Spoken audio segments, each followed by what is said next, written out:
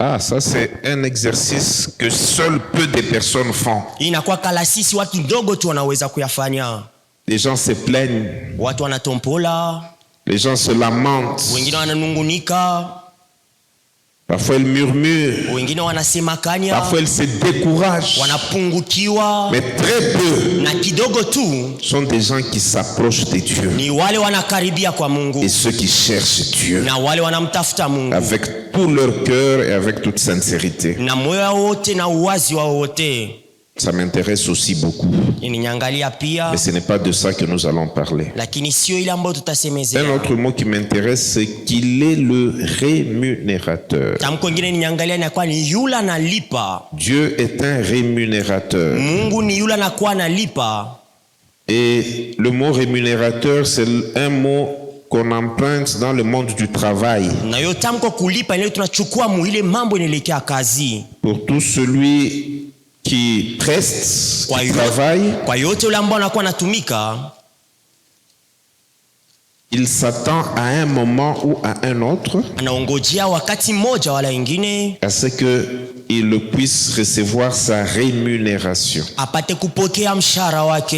Et la Bible présente Dieu comme un rémunérateur. C'est-à-dire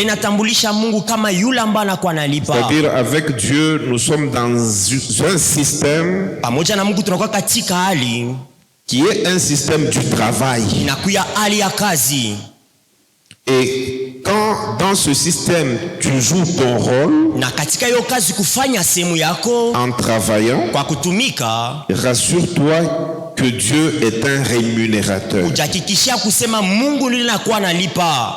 Avant qu'on aille plus loin, je voudrais qu'on lise déjà aussi le deuxième texte. Nous sommes dans Matthieu 25.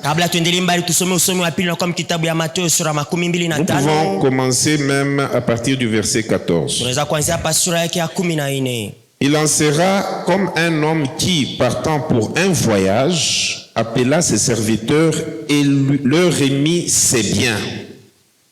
Il donna 5 talents à l'un, 2 à l'autre, et 1 à un troisième, à chacun selon sa capacité, et il partit. Aussitôt, celui qui avait reçu les 5 talents s'en alla et les fit valoir, et il gagna 5 autres talents. De même, celui qui avait reçu les 2 talents en gagna 2 autres. Celui qui n'en avait reçu qu'un alla et faire un creux dans la terre et cacha l'argent de son maître. Longtemps après, le maître de ses serviteurs revint et leur fit rendre compte. Nous sautons, nous allons au verset... non, nous pouvons même continuer. Celui qui avait reçu les 5 talents s'approcha et en s'approchant, en apportant 5 autres talents. Et il dit, Seigneur, tu m'as remis 5 talents et voici, j'en ai gagné 5 autres.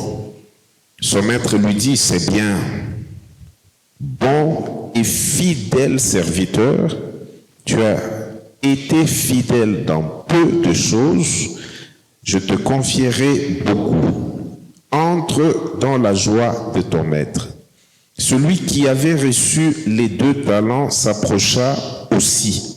Et il dit, Seigneur, tu m'as remis 2 talents, voici, j'en ai gagné 2 autres. Son maître lui dit, c'est bien, bon et fidèle serviteur, tu as été fidèle en peu de choses, je te confierai beaucoup.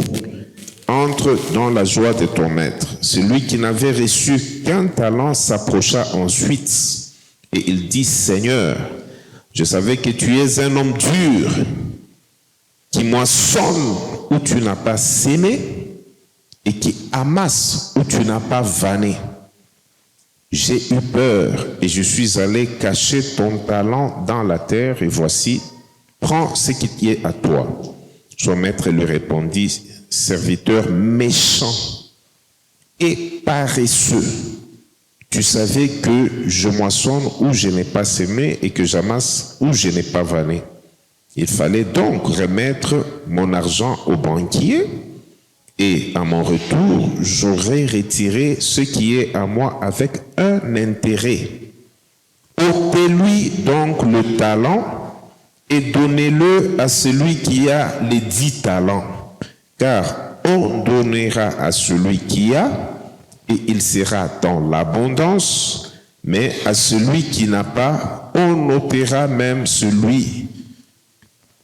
qu'il a. Que Dieu nous bénisse. Amina. Il y a un jugement qui suit que je n'aime pas, je ne veux pas le lire. Tu peux le lire, le verset qui suit, verset 30. Que Dieu nous bénisse abondamment. Dans tout ce que nous venons de lire, nous avons lu beaucoup de choses.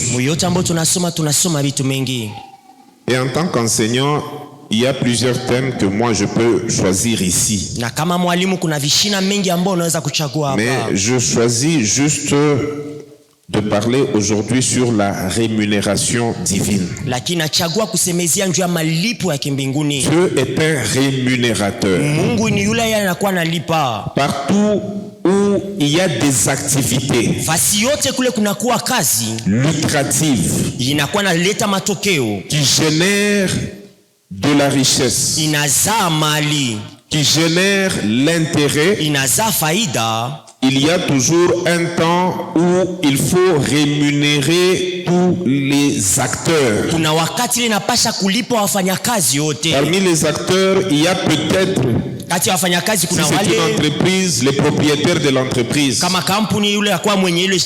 il faut qu'ils soient payés. Il y a les actionnaires, par exemple. Si c'est une entreprise sociétaire, celui-ci a mis 20%, celui-là 50%, celui-là 10%, et un autre aussi 10%, ou même 20%. Et ça fait 100% de capital. Ces actionnaires-là, après un temps d'exercice, ils ont aussi besoin chacun de venir voir auprès de celui à qui ils avaient délégué la gestion de leur entreprise. Qu'est-ce qui a été généré? Et chacun recevra sa part qu'on appelle dividende. Lui-même le gestionnaire de l'entreprise de ces gens-là, quand il travaille pour que l'entreprise aille loin, pour qu'il y ait beaucoup de bénéfices, et que ce soit une organisation performante, il fait tout ça pour que son traitement, son salaire soit un salaire conséquent. Et il reçoit aussi sa part. Tous ceux qui sont dans l'entreprise, qui travaillent, certains dans je peux dire la production, d'autres dans la vente, d'autres dans la gestion des ressources humaines. Il y a beaucoup de départements et beaucoup de travailleurs. Et vous verrez qu'à une date précise, chacun de ces travailleurs-là attend toujours une rémunération. Alléluia. Amina. Et la rémunération est très importante. Elle a une très grande valeur, surtout aux yeux de celui qui travaille. Je connais des cas où il y a eu des difficultés de rémunération. Cela a créé des comportements même les plus imprévisibles qui existent. Quand il n'y a pas de rémunération, ça perturbe énormément de choses chez la personne qui travaille, dans sa propre maison, dans sa relation avec sa femme, même dans la façon de gérer les enfants, de payer des factures, de payer la maison. Alléluia. Amina. Il y a énormément d'exigences dans la vie de l'homme qui nécessitent que l'homme ait une rémunération. Bien aimé, s'il n'y a pas de rémunération, il y a des organisations qui peuvent arrêter de travailler. Alléluia. Amina. Dieu aussi connaît la valeur de la rémunération. Anajua bei ya mshahara. Dieu est un rémunérateur. Anakuya yule ambaye anakuwa analipa. Je suis tenté d'intituler ce message la rémunération divine. Nakuwa naita shina ya mjumbe malipo ya Parce que kimungu. Dieu aussi appelle les gens. Kwa maana Mungu pia anaita watu. Et les met au travail. Na watia katika dans kazi. son système. Kupitia ufundi Dans wake. son église. Katika kanisa lake. Et il y en a qui répondent à cet appel. Kuna wale wanajibia kwa hiyo mwito. Et il faudrait que ces gens-là sachent que Dieu, c'est un rémunérateur. Inapaswa wale watu wajue kusema Mungu ni Mungu analipa. C'est pourquoi nous disons que Dieu n'est débiteur de personne. Ndio maana tunasemaka Mungu asina na deni ya mtu. Parce qu'il y a un temps Kwa maana kuna wakati où l'homme doit travailler. ule mtu anapasha kutumika. Il y a aussi un temps Na kuna wakati où l'homme doit récolter. kule mtu anapasha kuvuna. Il y a un temps Kuna wakati où l'homme doit se sacrifier. kule mtu anapasha kujitoa. Et il y a aussi un temps Na kuna wakati pia où l'homme doit récolter. kule mtu anapasha kuvuna. Dieu est un rémunérateur. Mungu anakuwa yule analipa. Et chaque entreprise a ce qu'on appelle sa politique salariale. Na kampuni inakuwa na aina yake ya kulipa mshahara. Politique de rémunération. Hiyo aina ya kulipa. Et Jésus un jour, non, c'est l'apôtre Paul qui dit tout ouvrier mérite son salaire. Na mtume Paulo siku moja akasema mfanyakazi wote anastahili mshahara wake. Dieu aussi Mungu pia fait que chacun qui œuvre anafanya kila mmoja ambaye anakuwa dans sa anatumika maison katika nyumba lake puisse avoir son salaire. apate kupata mshahara Dieu wake. est un rémunérateur. Mungu anakuwa yule analipa. Si tu travailles pour Dieu, Ukimtumikia Mungu il faut que tu aies la conviction inapasha uwe na uhakikisho que quel que soit le travail que tu fais, ya kusema ingawa kazi ambayo unakuwa nafanya, pour autant que tu fais un travail kwa wakati ile ambayo unakuwa nafanya tu kazi dans l'œuvre de Dieu, katika kazi la Mungu, dans la maison de Dieu, katika nyumba la Mungu, pour l'intérêt du royaume, kwa faida ya ufalme wa Mungu, que ça soit de manière formelle, ile kumuhaina ya kuonekana, c'est-à-dire avec un titre dans une organisation, ya kusema na cheu katika mkusanyiko fulani, que ça soit même de manière informelle, wala muaina isipokuonekana pour le compte du royaume, juu ya faida ya ufalme par wa Mungu. évangéliser là où on ne te voit pas. Unaenda kupasha habari njema kule watu wakuoni. Prendre du temps dans la prière, Unachukua wakati katika maombi prier pour l'avancement de l'œuvre de Dieu. kuombea juu ya maendeleo ya kazi ya Mungu. Parfois là où on ne te voit pas, Nafasi ile watu wakuoni. j'aimerais te rassurer Napenda kukuhakikishia que si il y a un meilleur patron, c'est Dieu parce que lui voit tout. kama kuna shefu mzuri na kwa ni Mungu yanaona yote. Même dans le secret, il voit. Hata katika siri yeye Même en anaona. dehors des applaudissements, il voit. Hata mbali ya kupia mashangilio Même yanaona. sans un titre, Hata bila cheo lui voit. yeye anaona. Est-ce que nous sommes d'abord ensemble? Eti tuko pamoja.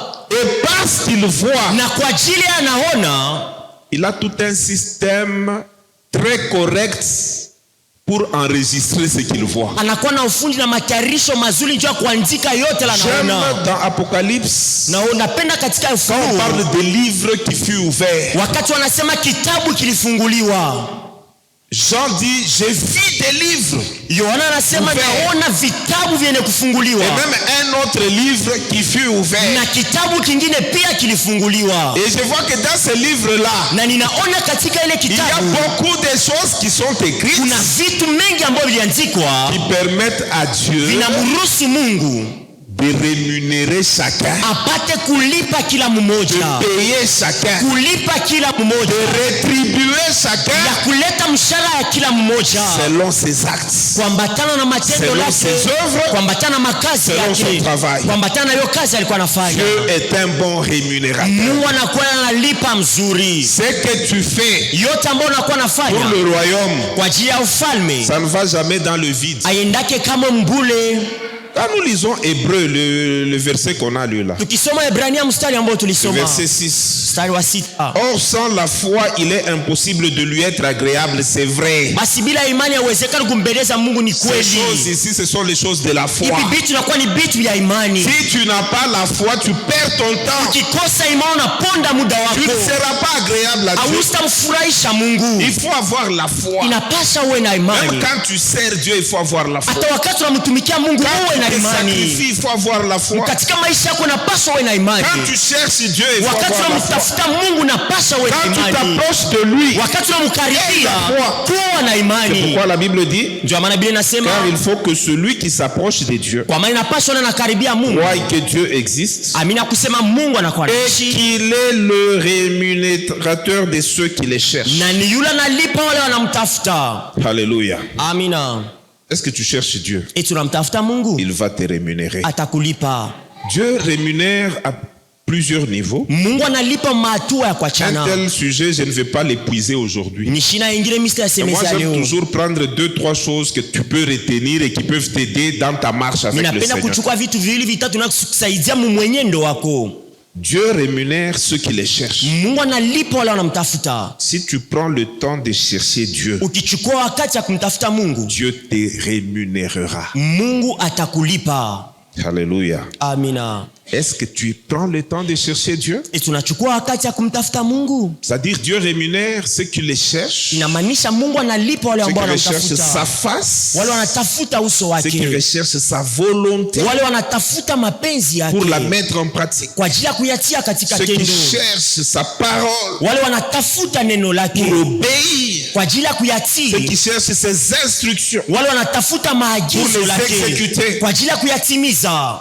Dieu rémunère ces gens-là. Mungu analipa wale watu. C'est bien de chercher le Seigneur. Inakuwa ni mzuri kumtafuta Mungu.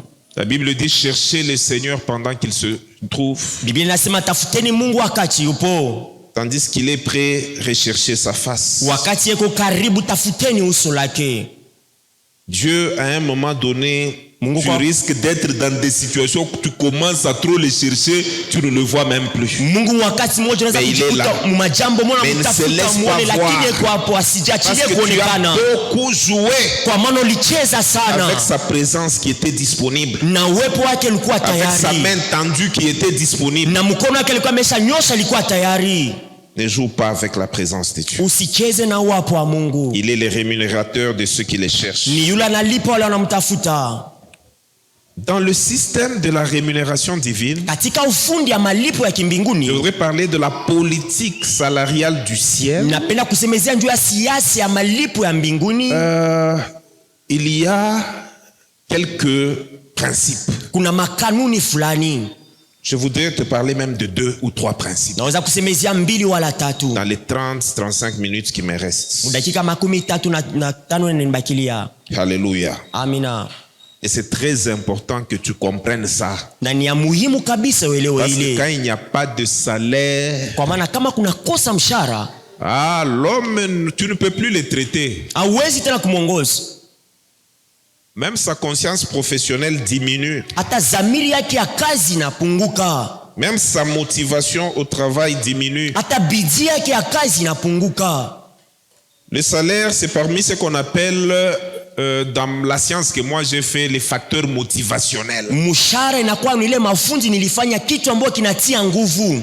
Le salaire motive. Mshahara inatia nguvu, Et plus la politique salariale est bonne, na kama siasa ya malipo iko mzuri, vous verrez que la motivation des travailleurs sera élevée. mtaona nguvu wala bidii ya wafanyakazi itakuwa juu. Et Dieu, c'est un rémunérateur. Na Mungu ni yule anakuwa analipa. Il y a une légère différence entre salaire et rémunération. Kuna tofauti kidogo kati ya matamko mbili, salaire na Quand remuneration. tu travailles, tu mérites ton salaire. Wakati unatumika unapaswa kupokea mshahara Ton wako. salaire peut être $1000 Inaweza kuya 1,000 pour ya le dola travail que tu fournis à l'entreprise. kuambatana na kazi ambayo unafanya ndani ya kampuni, La rémunération englobe le salaire. lakini malipo inakuya na ndani yake mshahara. Donc, le salaire, Mshahara c'est un élément de la rémunération. inakuwa kitu kiko ndani ya malipo. Dieu ne paye pas seulement le salaire. Mungu asiletake paka mshahara tu, Dieu rémunère. Mungu analipaka.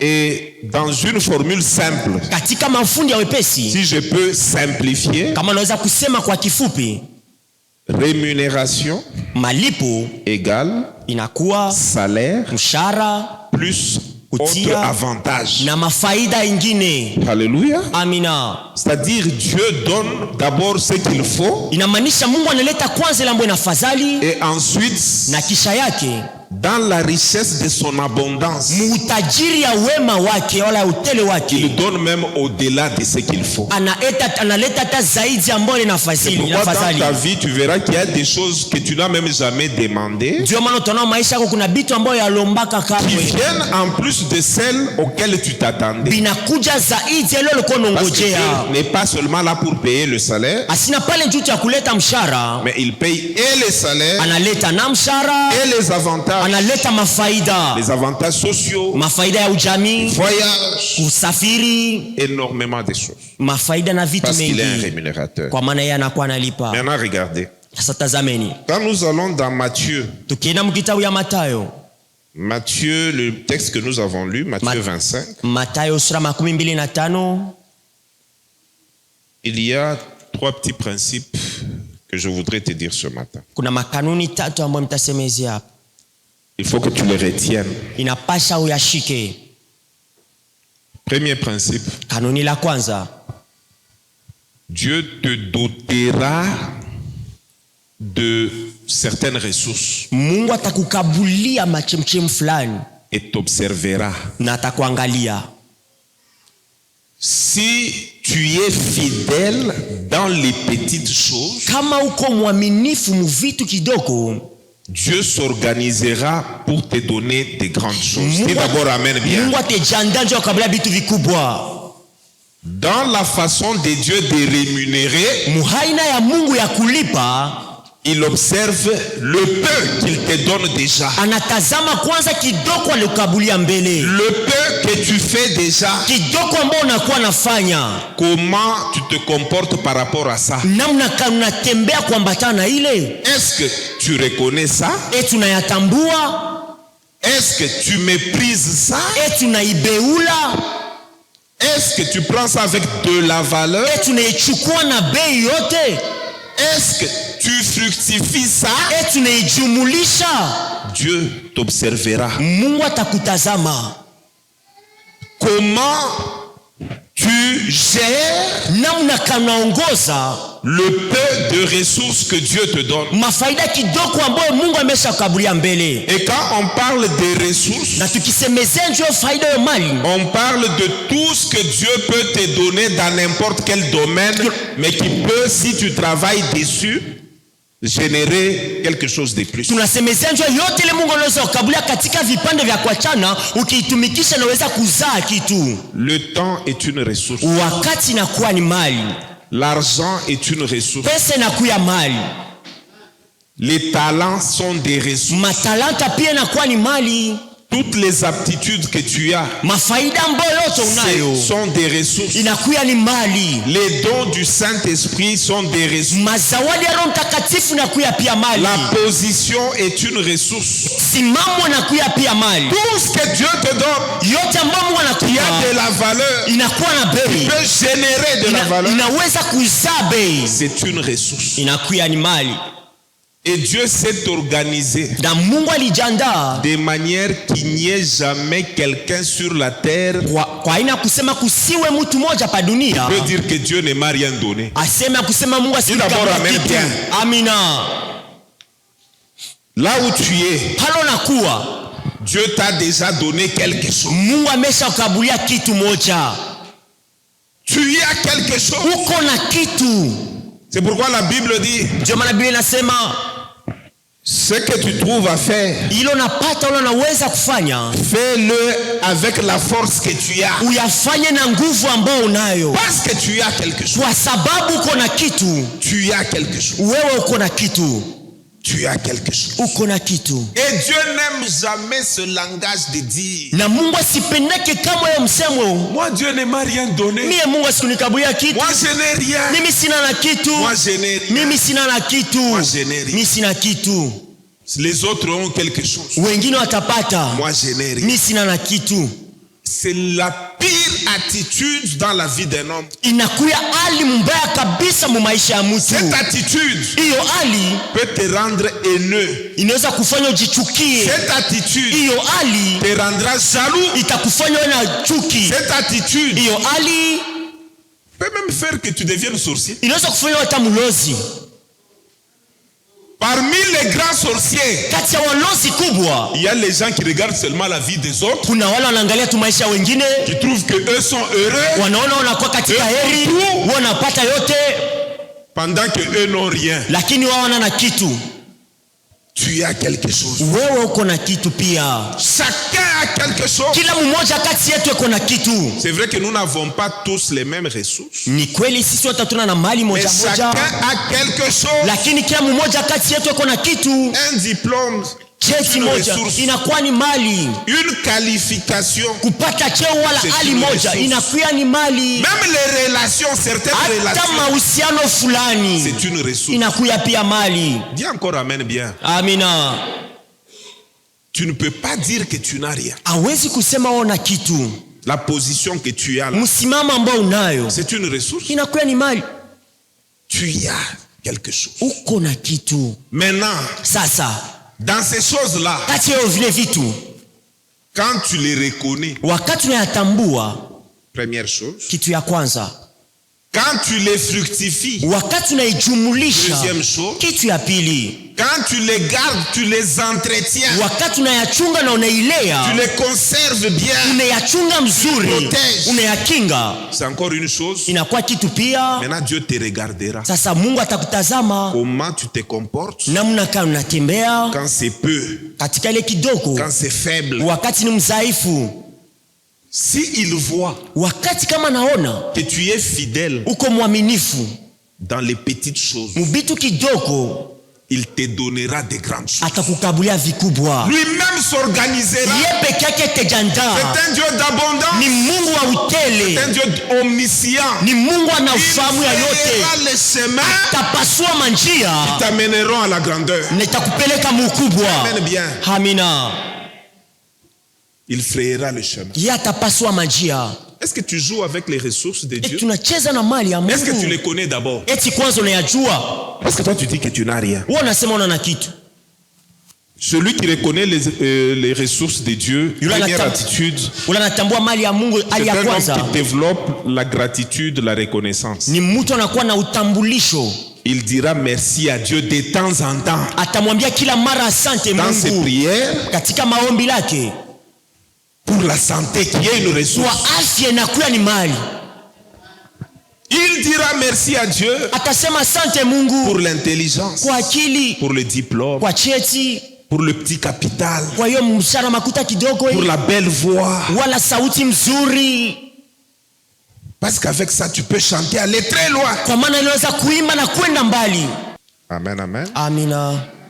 Est-ce que tu reconnais ce que Dieu t'a aussi donné? Tunatambua ile ambayo Mungu alikukaburia. Est-ce que tu reconnais ça? Tunayatambua. Est-ce que tu prends ça au sérieux? Tunaichukua na heshima yote. Est-ce que tu travailles sur ça? Tunayatumikia.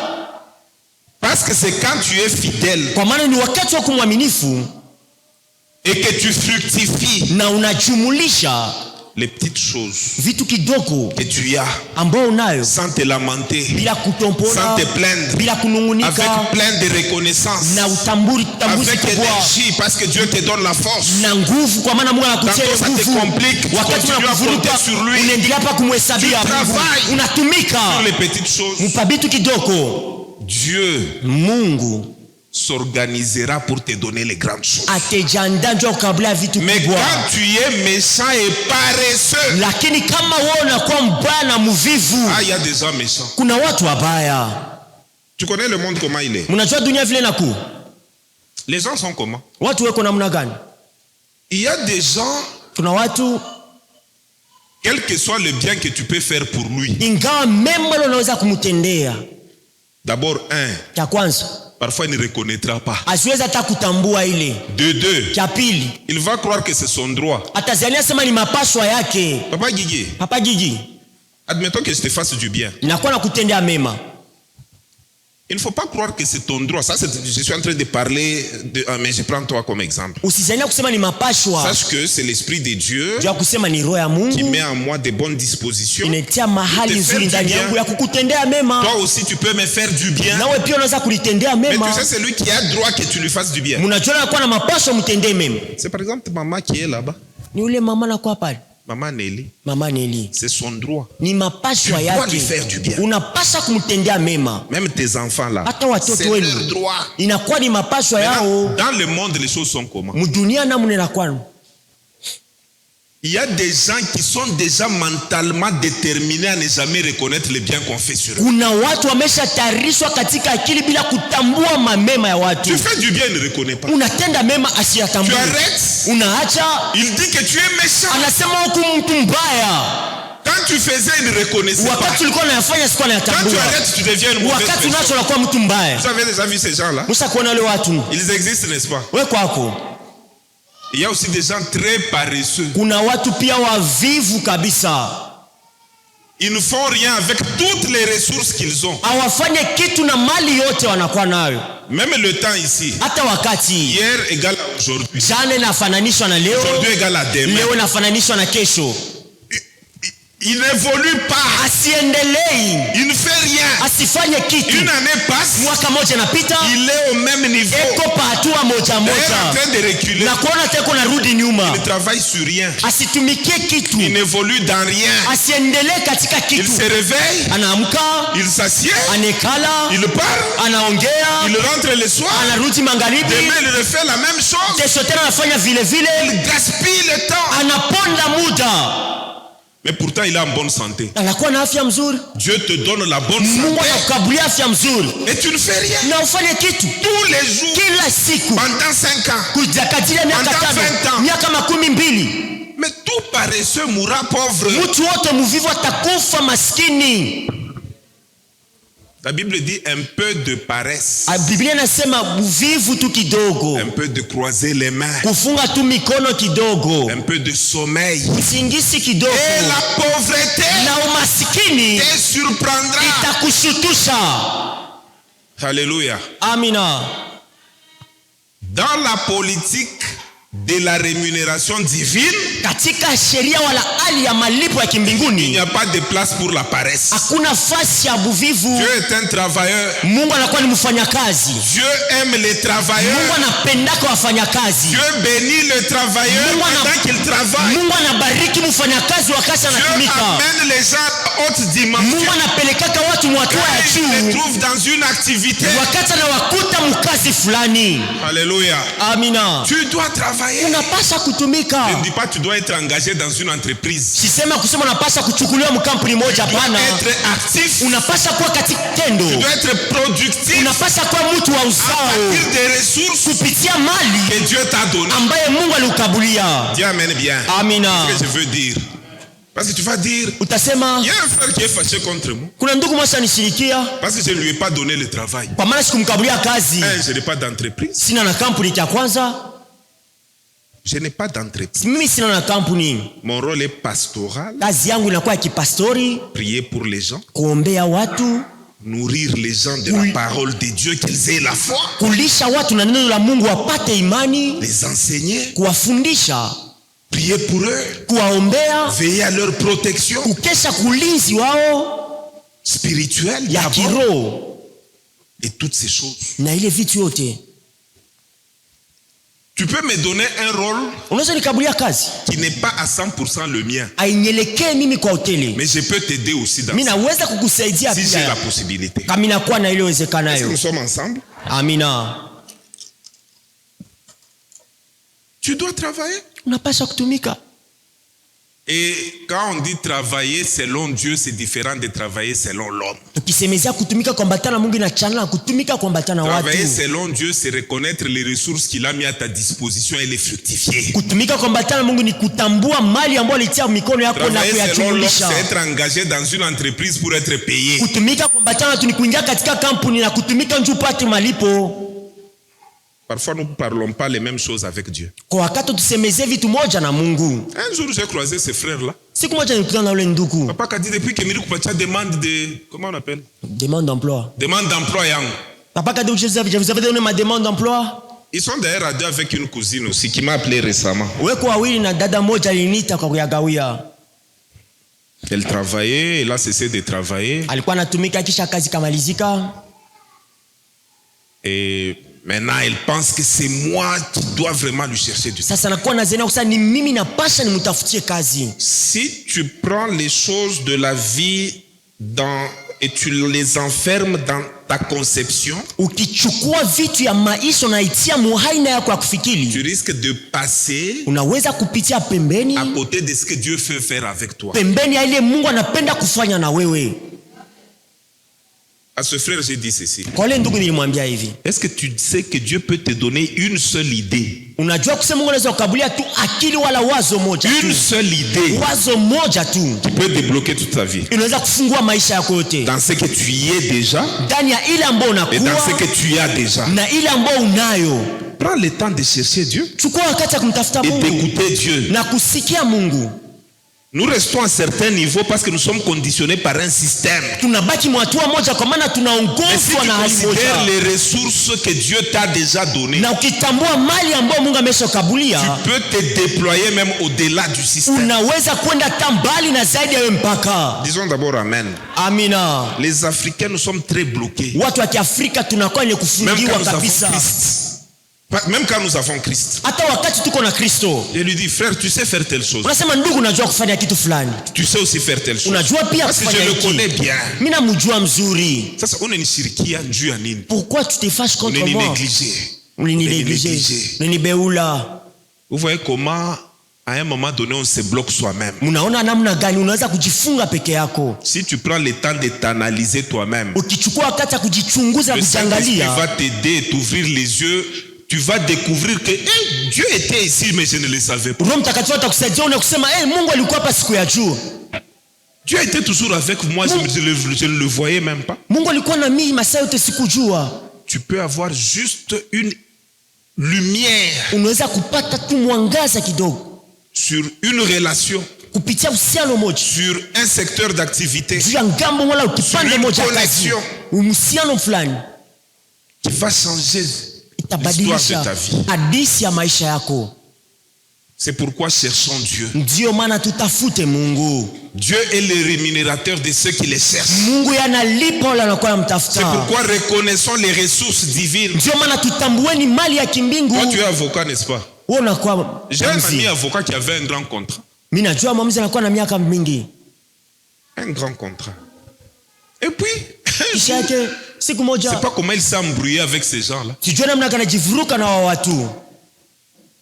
On a rompu le contrat. Wanavunja hiyo mapatano. Il s'est retrouvé sans ce contrat-là qui lui donnait par mois même $3000. Anijikuta mbali ya hiyo mapatano kwa mkabulia makuta mengi. Vous savez ce qu'il fait aujourd'hui? Mnajua alikuwa anafanya leo. Il s'est seulement rendu compte que alitambua tu kusema j'ai une très grande communauté. Minakuwa na community kubwa des gens ya watu au niveau de la famille, mais surtout au niveau d'autres choses, sinon vous allez les situer. Mujama na vitu vingine fulani. À qui je peux fournir mensuellement quelque chose. Kule unaweza kukabulia kila mwezi kitu. Et tout avocat qu'il est, mtekezi gisi anakuwa, il s'est mis au travail dans ça. Alijingisha katika kazi mwile. Na ile ni nini? Il a pris juste des petits qui ont terminé la cité des jeunes en agriculture. Alichukua tu vijana vile walimaliza ku cité des jeunes. Il a commencé bivuko. Anaanza kufanya bivuko. Côté à Bankuku, kunyumba, il a une grande parcelle. Anakuwa na Bankuku, ala kunyumba kule. Et puis kuka ferme yake Bangulube.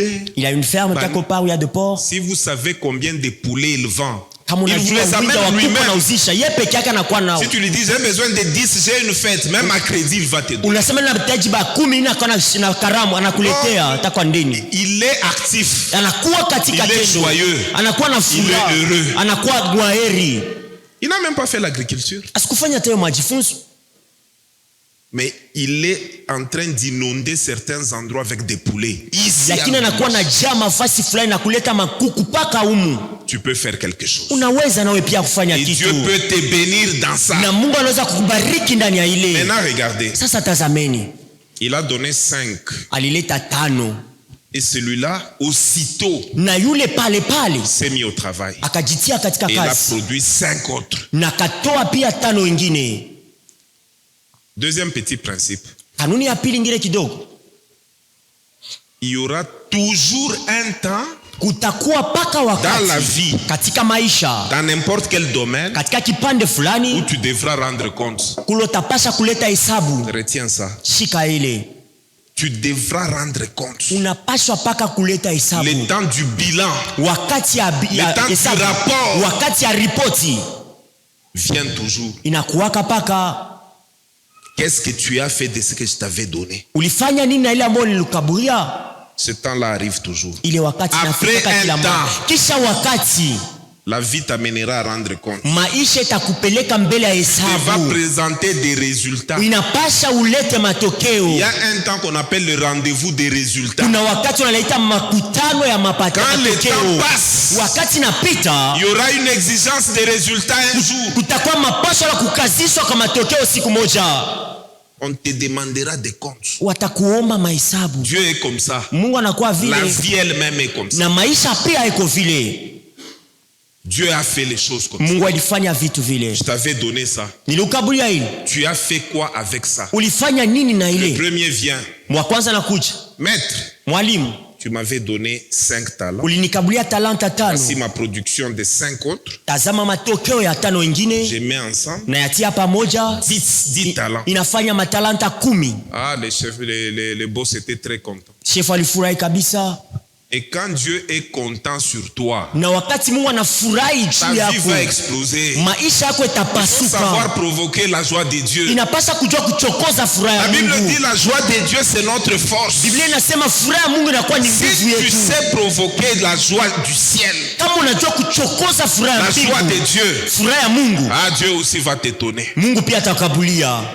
Alors Dieu lui dit ceci. Mungu anamwambia hivi, Bon et fidèle serviteur, mwema na mwaminifu mtumishi, c'est bien. nakuwa ni mzuri, Tu as été fidèle en peu de choses. ulikuwa mwaminifu mkidogo, Je te confierai beaucoup. nitakukabulia mengi. J'ai suivi l'histoire d'un milliardaire nigérian qu'on appelle Aliko Dangote. Nilifata hadithi ya mtajiri mmoja wa Kinigeria wanamuita Aliko J'aime les Dangote. Nigérians. J'ai suivi aussi le témoignage des 2 pasteurs. Nilipata pia ushuhuda wa pastori wawili, L'un s'appelle David Oyedepo, mmoja anaitwa David Oyedepo, l'autre s'appelle Adeboye. mwingine anaitwa Adeboye.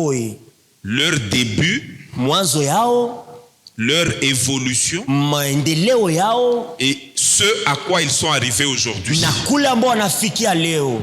Ils ont commencé dans une faiblesse absolue, Walianza katika udhaifu wa utele, mais ils ont été diligents, lakini walikuwa wange, ils ont été travailleurs, walikuwa ils wafanyakazi, ont cherché la face de Dieu, walitafuta uso wa Mungu, ils ont travaillé, ils walitumika, ont cru en un Dieu rémunérateur, waliaminia mwa ils Mungu ont mmoja alikuwa cru alipa, en un Dieu de grandes choses. waliaminia Mungu wa vitu vikubwa. Et aujourd'hui, Na leo vous savez quoi? mnajua nini? Prenons d'abord Oyedepo. Tuchukue kwanza Oyedepo. Oyedepo, c'est le pasteur de... Vous voyez souvent des églises qu'on appelle... On appelle ça comment? Oui, oui. Non, des vainqueurs, je crois. Ça s'appelle des vainqueurs. Winners Chapel, voilà. Ça s'appelle des vainqueurs. Chapelle des vainqueurs, Dieu pasteur wa yeye Il a kanisa. toute une cité au Nigeria. Sa Anakuwa ville na à- muji kubwa kule Nigeria Ça yake. s'appelle Canaan Land.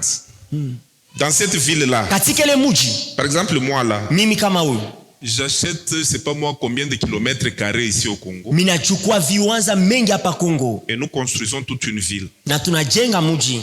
Il y a un aéroport international Kuna dans kiwanja Canaan ya Land. ndege international. Il y a une université, l'une des plus performantes dans Canaan Land. Kuna university ya bei kabisa Il y a kule un muji. hôpital, l'un des plus performants du Nigeria dans Canaan Land. Kuna hospitali mkuu kabisa katika ile On ne va pas muji. parler du nombre de maisons. Hatasemezea wingi ya manyumba. Un homme qui avait démarré à zéro. Mtu alianza kwa zero. Il a mis seulement en œuvre les talents. Il n'a jamais travaillé. Alitia katika tendo matalanta si atumikaka. Un jour, ils ont eu des problèmes avec le gouvernement nigérian. Siku moja alipata mambo na raia isi ya Il y a eu Nigeria. Oyedepo, il y a eu Adeboye et 3 autres pasteurs. Kulikuwa Oyedepo, Adeboye na wapastori watatu wengine. Ils ont menacé les banques. Walinyanyasa mabenki. Nous allons dire à nos fidèles de retirer leur argent dans vos banques. Tutaambia waaminifu wote watoshe mapesa yao katika mabenki yenu. 90 à 80% des banques du Nigeria sont tenues par les chrétiens. Sehemu kubwa ya mabenki ya Nigeria inaongozwa na Wakristo wenye kuwa na uwezo. Et ce jour-là, le gouvernement a tremblé comme na ça. ile siku raia ikatetemeka. Prenons l'autre, ce qui a Deboe. Tuchukue mwingine ya Deboe. Au Nigeria, il y a aussi ce qu'on appelle la Redemption Camp. Kuna ile wanaita Le Redemption camp de la Camp. rédemption. Wakati Une autre cité inakuwa ni muji ingine avec les mêmes choses. na vitu bimoja Un moja. pasteur. Aliko Dangote, vous connaissez? Aliko Dangote C'est mnamjua, l'homme noir le plus riche. Il est aussi nigérian. ni mweusi, mtu mweusi Il a la plus tajiri. grande raffinerie Anakuwa na kampuni kubwa, anakuwa nasafisha, du pétrole inasafisha petrol du monde aujourd'hui. Katika Il n'est pas le plus dunia riche du nzima. monde. Mais la plus grande raffinerie de pétrole se trouve maintenant au Nigeria. lakini Ça kampuni appartient à un kubwa ile noir. inatengeneza petrol inakuwa kule Nigeria, Vous inaelekea connaissez son histoire? Dangote. Il a commencé avec quoi? Avec combien? Alianza na nini na alianza na ngapi? Est-ce que tu peux Unajua, être sérieux un jour avec Dieu? eti unaweza kuya pia heshima siku moja Tu na peux être Mungu, sérieux avec la vie? unaweza kuwa na heshima na Tu peux maisha, bien faire les choses. eti unaweza kufanya vitu Est-ce que tu mzuri, peux être fidèle eti unaweza kuwa dans mwaminifu les petites choses mu vitu kidogo que parfois tu négliges? ile ambao unabeula kwa Est-ce que tu peux wakati, être, un jour tu peux aussi être sérieux? eti siku moja unaweza kuwa heshima. Nous devons être sérieux. Tunapasha kuwa tu heshima. J'ai 10 ans dans la foi. Mina miaka J'ai 10 20 ans mwimani, dans la foi. mina miaka makumi Comme mbili on na l'a au-delà de 30 ans. zaidi ya miaka makumi tatu. Pour quel résultat? Matokeo gani? Pour quel résultat? Juu ya matokeo gani? Dieu ne t'a rien donné. Mungu asukabia kitu. Pourquoi tu te plains toujours? Kwa nini unatompola Pourquoi tu paka? crois qu'il n'y a que les autres qui ont, toi tu n'as pas? Kwa nini unazania kusema ni paka Tu wengine as déjà wanapata una na essayé kitu? quoi avec les ressources que tu as reconnues? Ulesha pima nini na mali ambayo Parfois tu ulisambua? essayes là où tu n'as pas de ressources. Kwa wakati unapima pafasi ambayo Toi, tu es unakosa mali. commerçant. Ce n'est pas tout le monde qui peut réussir dans les commerces. Aina watu wote wanaweza kuweza Est-ce que vous muchuruzi. savez ça? Eti mnajua ile? C'est pas tout le monde qui peut réussir. Aina watu wote wanaweza kuweza. Mais tu veux aller là où il y a l'autre parce que tu regardes que c'est l'autre. Non. Unapenda kwenda pafasi ya mtu mwingine njoo unasema yeye anaendelea. Fais avec la force que tu as. Fanya na nguvu ile ambayo Reconnais unayo. ta force. Tambua nguvu Chaque yako. homme a des forces et des faiblesses. Kila mtu anakuwa na sehemu ya nguvu na Appuie sur udhaifu. les forces que tu as pour évoluer. Tambua nguvu yako unayo njia ya kuendelea. En quoi? Tu peux quoi? Huko nguvu mkipande kwa unaweza Qu'est-ce que tu kufanya as nini? déjà fait que les hommes apprécient? Kile unaweza kufanya watu wanafurahi. Alléluia. Amina. Dieu est un rémunérateur. Mungu anakuwa yule analipa. Dieu n'oublie jamais les bienfaits. Mungu asisahau kamwe mema. Parce qu'il y a des livres. Kwa maana kuna vitabu. La meilleure administration, au-delà de ce que vous pouvez penser, c'est l'administration céleste. Kipande zuri naongoza vitu mzuri na kwa ni ya mke mbinguni. Et un des principes de l'administration, c'est l'écriture. Na kanuni moja hiyo kipande na kwa ni maandiko. Au ciel, il y a des livres Kumbingu kuna kwa vitabu. où on pointe, Kule on wanaandika, enregistre. kule wanatia. Si tu es sérieux, tu es fidèle Kama wewe uko mwaminifu dans les petites choses, mubitu kidogo, on pointe ça wanaandika ile. jusqu'au jour où Dieu va dire voilà, Mpaka siku Mungu atasema okay, libéré. mufungule. Et entre le temps où tu travailles et le temps où tu récolteras, parce que Dieu est dans un système de saisons. Kati ya wakati unatumika na wakati wa kupokea, Mungu anakuwa La wakati ya rémunération matima. divine est saisonnière. Wakati ya malipo inakuwa ya muda. Tu peux s'aimer aujourd'hui. Unaweza kupanda leo. Parfois, tu ne vois presque rien pendant même un longtemps. Aona hata kitu mudakika mingi wala wakati mingi. C'est aussi ça qui est compliqué avec la politique salariale céleste. Ile ndio nakuya pia mvuruko kwenye inaelekea Parce hali que ya malipo la ya mbinguni. rémunération Kwa maana malipo est saisonnière. inakuya wakati. Elle est liée à la loi des semailles Inambatana musheria ya kupanda et des moissons. na mavuno. Ce qu'un homme aura sémé, Ile mtu atakapopanda le moissonnera aussi. atayavuna Dieu pia. est dans les saisons. Mungu anakuwa mumamsimu. Il veut que tu sèmes, Anapenda upate kupanda, que tu travailles, upate kutumika, que tu laboures, upate kulima, que tu transpires un upate peu, kutosha jasho kidogo, que tu patiences. upate kuvumilia. Regardez cet homme, Tazameni huyo le mtu, patron. huyo shefu. La Bible dit quoi? Biblia Que je inasema lise, nini? que je Niasome. n'invente rien. Silete kintu. Il est parti Alienda et longtemps après, na wakati mengi Il est kisha revenu. akarudi. Dieu est dans les saisons. Mungu anakuwa katika msimu. Non. Dieu est en dehors des saisons. Mungu yuko nje ya Mais msimu, son œuvre est saisonnière. lakini kazi yake inafuatana na msimu. Amen, amen. Amina. Kama Mungu anaanza kukuripa, Si Dieu commence à te rémunérer, binakwaka saa mashamba mulenda. c'est comme un champ de gombo. Vous connaissez les gombo, n'est-ce pas? Munajua mulenda? Ah, papa Guigui, toi tu connais ces choses. Papa Guy unajua ile bintu. Kama mulenda inaanza kutoka, si les gombo commencent à germer, kwa na nguvu. sois fort. Parce que yo itokage sa minji natoka mala mwa muna récolter. Ça ne germe pas comme le maïs et puis directement Yo récolté. inatokaka ni munakuwa munachuma mulenda yote leo. Ça pousse et vous venez, vous prenez tout, vous récoltez tout. Vous partez, vous vendez. Kesho mwende tena. Demain encore, allez-y. Mutachuma tena. Vous allez encore cueillir, 2 jours récolter. après mwende tena. 2 jours après, allez-y encore. Vous allez encore cueillir. Quand la saison de la rétribution vient, Wakati ya msimu ikifika malipo, Dieu multiplie les faveurs comme vous n'avez pas idée. Mungu anazidisha mafaida kisa mwezi kuzania. de Dieu, Katika utele wa Mungu, Dieu te rémunérera. Mungu atakulipa. Il y a une saison qui vient dans ta vie. Kuna msimu moja inakuwa maisha Tu yako. penseras que Dieu c'est seulement ton Dieu à toi. Watu watasema Mungu ni paka Parce qu'il y Mungu a des wako. choses qu'il fera, Bila Mungu ambaye atafanya, il y a des faveurs qu'il multipliera. kuna mafaida Tu atajumulisha. regardes à droite. Unaangalia kuume. C'est ce que d'ailleurs la Bible dit. Ndio Biblia Il inasema, dira à l'Orient, utaambia kumagharibi, leta. il dira à l'Occident, Utaenda kumashariki, il leta. dira au midi. Utaenda kujua kati. Ne retiens pas Usibambe la saison de la récolte, msimu ya la mavuno. saison de la moisson. Msimu ya mavuno, Dieu fait toujours qu'elle soit une saison d'abondance. Mungu anafanyaka paka kwa msimu ya uzao ya Travaille bien mengi. aujourd'hui. Travaille bien aujourd'hui. Tumika mzuri leo. Sème aujourd'hui. Panda leo. Fais bien les choses aujourd'hui. Fanya vitu mzuri leo. Il y a un temps Kuna wakati où à chaque question qu'on te posera, kule kuswali yote tu commenceras watakupiga, à répondre avec sourire. utaanza kujibia na Où ncheko. est tel enfant? Angalia mtoto Il fulani est en Europe. eko kwa Amerika, Où est tel autre? ule mwingine Il kwapi, a déjà eu son diplôme. asa kupata cheti Où yake, est tel autre? ule mwingine alienda wapi, Elle a donné naissance à 2 bébés. alizaba mapasa.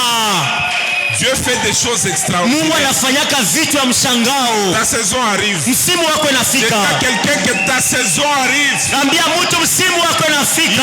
Même pour certains, Kwa wengine ta saison de récolte est même arrivée. wakati yako mavuno Ce que imeshafika. je dis ici, Mimi nakwambia tu vas les vivre, utaishi, tu vas les voir, utaona tu vas tena, l'expérimenter. utaishi tena.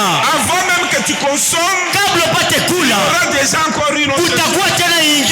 Dieu te fera du bien. Mungu atakutendea Il y a des mema. gens à qui Dieu va faire du bien. Naambia Mungu atakutendea mema, Et sois fidèle dans les petites choses. lakini kuwa mwaminifu mbitu kidogo. Sois fidèle dans les petites choses. Baki mwaminifu mbitu Refuse la kidogo. paresse. Katala kuwa mvivu, Refuse les mvivu. lamentations. Katala kutompola Refuse kuliyafanya. la jalousie. Katala mwivu. Dernier principe et nous terminons. Kanuni ya mwisho na tunamaliza. Si tu es fidèle à ce qui est à autrui, Kama uko mwaminifu kule inaelekea mtu mwingine, Dieu te donnera ce qui est à toi. Mungu atakupa ile inakuwa yako. Dis amen bien. Amina.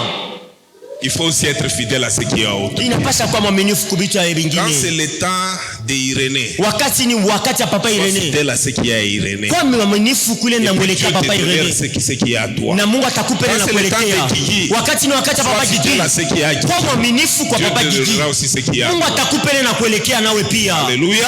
Amina. Dans la rémunération, Katika Dieu malipo fera que Mungu atafanya à kusema côté de toi pembeni ou yako en face de toi, wala mbele yako. il y a déjà quelqu'un qui est dans sa saison de récolte. Kuwa wakati ya mtu na anakuwa wakati yake ya mavuno. Pourquoi? Mnajua jua nini? Pour qu'il étudie aussi un peu ton cœur. Kwa ajili apate kujifunza kwanza moyo wako kuna mna gani. Dieu évalue nos cœurs. Hein. Mungu anapima kwa anajifunza Il mioyo faut yetu. savoir garder les cœurs. Inapasha kujua kuchunga moyo Plus que toute autre chose. zaidi ya kitu yote. Parce que de lui viennent les sources de la vie. Kwa maana ndani ile kunatoka machemchemi ya uzima. On a 1000. Alipata 1000.